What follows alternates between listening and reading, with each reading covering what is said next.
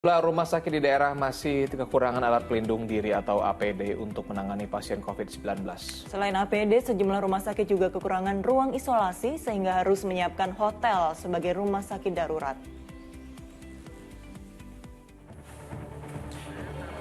Persediaan alat pelindung diri atau APD untuk penanganan pasien COVID-19 di sejumlah rumah sakit di Kabupaten Tegal, Jawa Tengah kian menipis. Di antaranya RSUD Dr. Susilo Tegal yang merupakan rumah sakit rujukan COVID-19, serta RSUD Suradadi yang merupakan rumah sakit satelit COVID-19. Dinas Kesehatan setempat sudah mengajukan permintaan APD ke Dinas Kesehatan Provinsi Jawa Tengah dan Kementerian Kesehatan. Namun hingga saat ini belum dipenuhi.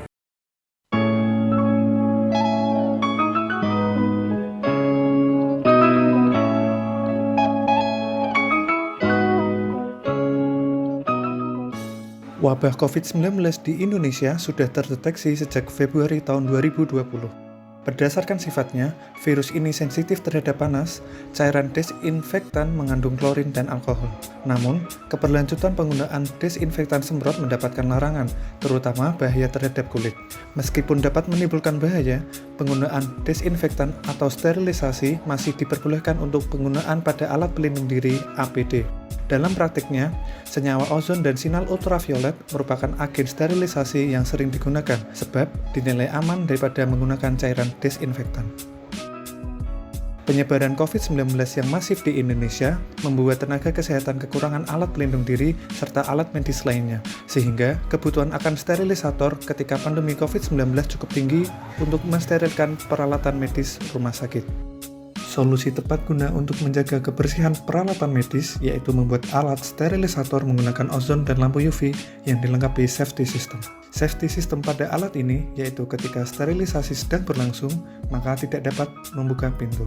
Alat ini dapat mensterilkan APD hingga berjumlah 5 buah atau digunakan untuk sterilisasi alat medis lainnya yang dapat diletakkan pada 3 buah rak yang tersedia pada dalam lemari.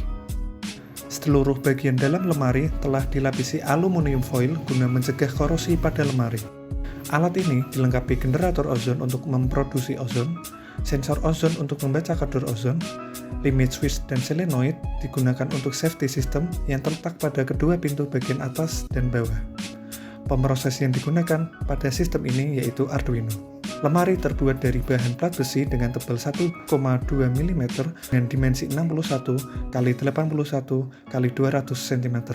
Tidak hanya itu saja, alat ini dilengkapi dengan tampilan menggunakan HMI Nextion untuk monitoring dan kontrol sistem.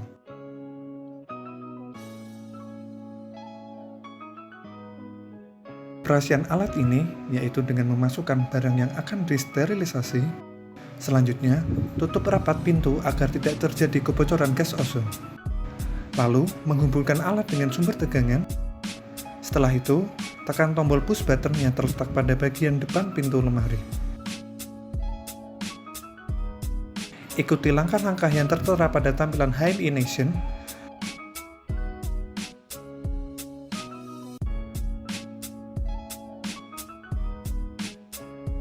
Lalu pilih proses durasi sterilisasi yang hendak dilakukan. Jika telah memasuki halaman proses sterilisasi, maka tekan mulai pada tampilan layar. Proses sterilisasi akan berjalan sesuai dengan durasi yang telah dipilih, dan terdapat tampilan timer untuk mengetahui durasi yang telah berlangsung. Tampilan HMI terdapat fitur data riwayat untuk mengetahui riwayat penggunaan sterilisator mulai dari tanggal hingga proses penggunaan.